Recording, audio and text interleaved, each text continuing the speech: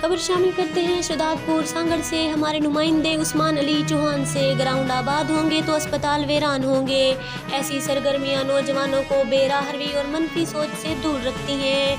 PP हुकूमत नौजवानों के लिए काम कर रही है। पीपी सेनेटर मलिक इमामुद्दीन शौकीन का शहदादपुर प्रीमियर लीग के फाइनल मैच की तकरीब से खिताब। जिस मुल्क के ग्राउंड आबाद होते हैं वहाँ के अस्पताल वीरान होते हैं। मेरे वालिद मरहूम ने शहदादपुर नौजवानों के लिए इंटरनेशनल लेवल का स्टेडियम तामीर कराया।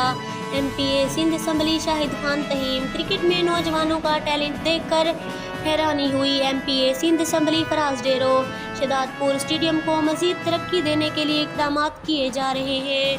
साबका चेयरमैन बल्दिया barrister Murtaza Tahim. Shahdadpur premier league का फाइनल मैच शहदादपुर सुल्तान और शहदादपुर हीरोज़ के दरमियान हुआ, जो कि दिलचस्प मुकाबले के बाद शहदादपुर सुल्तान ने अपने नाम कर लिया।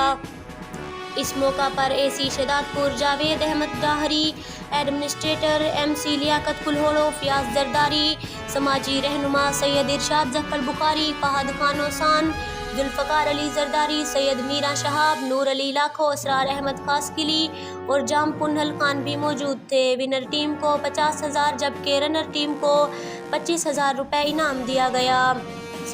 सेनेटर इमामुद्दीन शौकीन ने खिलाड़ियों में इनामात तकसीम किए।